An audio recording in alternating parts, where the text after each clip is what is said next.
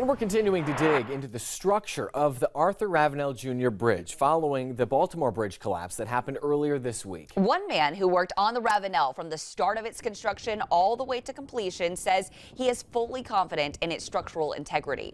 Live 5's Meredith Blair spoke with him on Friday and breaks down the fail-safes he says are currently in place if something like a cargo ship hitting the bridge were to happen here in Charleston's harbor.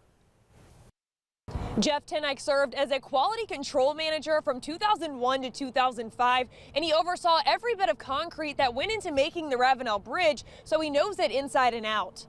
I guarantee it's not going anywhere. It took 330,000 cubic yards of concrete to build the bridge, according to Tenike. He says because of the way it was built, a container ship strike wouldn't result in a catastrophic event like we saw in Baltimore this week. When a ship hits it, it'll deflect it off this side or this side because the rocks are so big.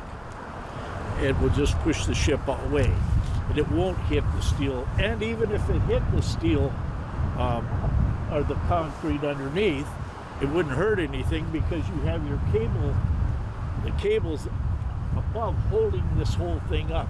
Tenike touches on how the fail-safes narrowed down to about 3 things: rock islands, how far down the concrete is anchored into the water, and the cables. What's different from this bridge from the Don Hole Bridge is when we made these cables, it's T7 steel, so it's very strong and very hard. What we did, we covered each cable with plastic, and then we had wax inside the wires as well.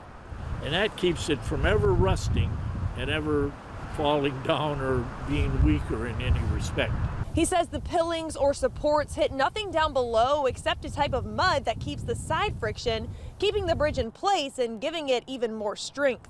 I reached out to the South Carolina Port Authority earlier today to see if they could provide any information on what the Baltimore port being closed will mean for South Carolina. They responded with the same quotes that they gave us on Tuesday. If that changes, we'll keep you updated.